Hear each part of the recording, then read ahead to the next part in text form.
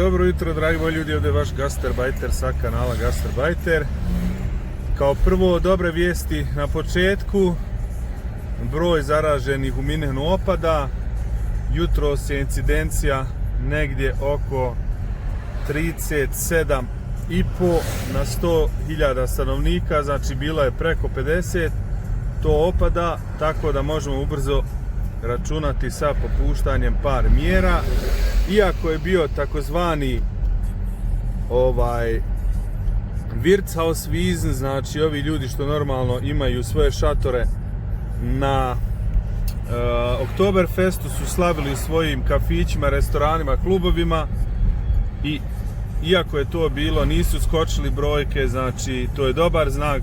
Isto tako u vrtićima i školama se ne širi brzo, i to je dobar znak, tako da računamo s tim da će doći ubrzo do normalizacije. Tu mislim, što znači normalizacija, ali neke stabilizacije situacije. Uglavnom, ne mogu da držim non stop telefon gore i nije baš najpametnije. Hoću da vam kažem, imate kod mene u grupi sad par poslova. Bio sam vam spomenuo prije 2 sedmice jednu agenciju koja pomaže oko dolaska radnika, kvalifikovane radne snage, koja pomaže pri priznanju zanata i koji pomažu oko predavanja sve te papirologije kod ambasade, uzmanja termina i tako to. Znači, recimo, u najboljim slučajevima možete doći ako imate priznat zanat za 6 sedmica. Jedna od drugih brzih varijanti je takozvani job seeker vizum. To je viza za traženje posla. Tu morate imati neke uslove, znači broje se ako ste IT, ako imate pravo na plavu kartu ili ako imate akademsko školovanje, znači fakultet, onda možete ići na tu varijantu. Isto jako brzo se dobiva viza ukoliko ispunjavate sve uslove, isto od 4 do 6 sedmica, onda imate pravo doći u Njemačku i tražiti ovdje posao. Ako nađete ovdje posao, onda imate pravo da sve ovdje završite, što je u suštini jedna od bržih varijanti. Sve u svemu imam osjećaj da se situacija u Minhenu dosta normalizovala, iako sad ide jesen pa zima, hladno doba, znači pala je temperatura sa 27 ili 22 naveče na 6 naveče, dosta je zahladilo, i to je u suštini ono vrijeme tih respiratornih bolesti, prehlada, gripa. Da, uglavnom, što je najsmiješnije, neki dan sam gledao neku reportažu gdje su rekli u suštini da je španska gripa koja je izbila u Prvom svjetskom ratu, da ona ima do danas tragove, ti tragovi su takozvana influenca. Znači, influenca je španska gripa od prije 100 godina, s tim moramo računati i kod korone, da to neće u suštini nikad izumrijeti, da će uvijek ostati tragove, ali da se život može normalizovati, da se normalno živi. Mora se steći ili široki imunitet populacije ili ta vakcinacija, čega se svi toliko boje. Mislim, ja najiskreniji da budem ću sačekat prvo da se par rizičnih grupa našpricaju, da vidim kakvi su uslovi pa tek onda dalje. Nadam se samo da neće početi s djecom. Uopšte me najviše nervira u cijeloj toj priči da su djeca prinuđena da nose maske.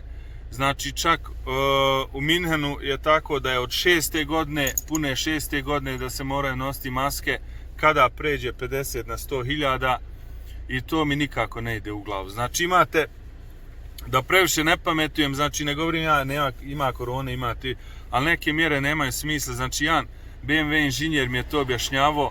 On radi na autonomnom voženju auta, znači ima svojih 7 nekih patenata za auto, i on mi je pričao gdje je problem kod djece. Djeca puno brže dišu. Recimo, ako imate malu djecu, imate kćerku, sina, bebicu, stariju, vi ćete primijetiti da djeca puno brže dišu.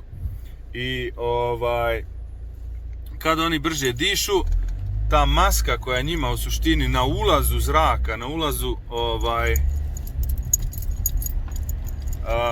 znači pri udisanju, usporava maska brzinu dihanja, znači disanja kako se već kaže na našem, i to je loše. Znači morali su imati neke maske koje filtriraju zrak od tih nekih negativnih ćelija, ali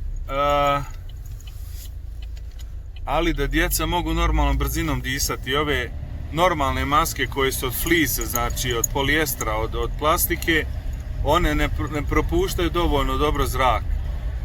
Tako da ako imate djecu, koriste maske od pamuka, sašite sami neke, to su takozvani community mask, znači društvene maske, one su dozvoljene u Njemačkoj.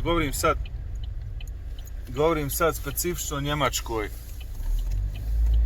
One su dozvoljene ovdje, tako da možete sami sebi sašiti neku masku koja ima dovoljan propust zraka da dijete može normalno disati, jer svakako ta maska ne štiti dijete od korone, znači ono ne štiti to dijete da udihne koronu, nego štiti, recimo, ako bi to dijete imalo zarazu, a ne zna da je ima, pa kad kašlje, kiše, da širi tu zarazu, ali sad su onako uveli to pravilo da djeca, recimo, ako su prehlađena ili kašlju, svakako ne smiju u školu. Ja mislim da je to dobra preventiva. Uglavnom, bilo kako bilo, joj, kako mi se sviđa kad vidim na strane ova električna auta kako se pune, to je neka nova doba.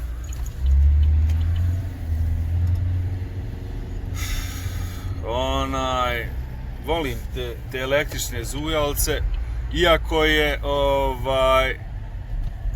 jedan njemački ministar rekao da se može računati s tim da će zabrana, znači, tih motora na spaljivanje doći, potpuna zabrana 2035. dok je, recimo, Kalifornija dovela zakon da se to već treba desiti za par godina. Znači, Njemci to uvijek kasnije, još uvijek računaju na svoje te benzince i dizelaše. Normalno to uvijek više i više dolazi hibrida. Recimo BMW sad producira većinom čisti elektro, ali dok se sva ta infrastruktura izgradi će malo potrajati. Moram ovdje skrenuti usred pauštele.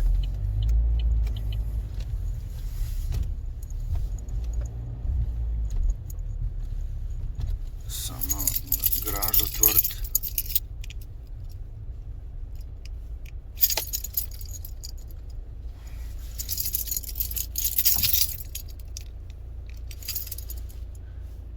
Da. Tako da situacija se polako poboljšava, stabilizuje. Prvi kako se zove, udubljenje ekonomije je prevaziđeno. Znači, ekonomija koliko toliko se povratila. Sad moramo vidjeti jednostavno kako proći kroz zimu, da toliko opet ne udari na gastronomiju, da lokali i kafići i restorani mogu dalje normalno da radi, da su ljudi zaposleni, da imaju posla. To bi bilo sad trenutno jedna od važnijih varijanti, važnijih situacija, da to ide dalje. Uglavnom, što se tiče posla ima za stručne kadrove. Kad će otvoriti opet termine za ljude koji su uzeli termin po Zapadnom Balkanu, pravu Zapadnog Balkana, to se još za sad ne zna, ali uglavnom, znači, definitivno neće do nove godine, s tim ne treba računati. Dosta ljudi su onako više izmoreni i isfrustrirani, ali mora čovjek biti realan, znači do nove godine 100% se neće davati termini po pravu Zapadnog Balkana. Tako da na to ne treba računati. Ko ima zanat, neka proba priznati. Nije to velika matematika, ljudi stvarno idu masovno sada. Kod mene u Face grupi Gastarbajter možete pratiti te slučajeve, jer ja dijelim sva ta iskustva tih ljudi koji su uspjeli doći u Njemačku, da vam budu uzor, da vam objasne kako se ide, i dovoljit ću isto ljude, recimo medicinske tehničare, imam sad dogovor, raznorazne ljude, automehančare, kako su oni došli do Njemačke i kako su počeli raditi.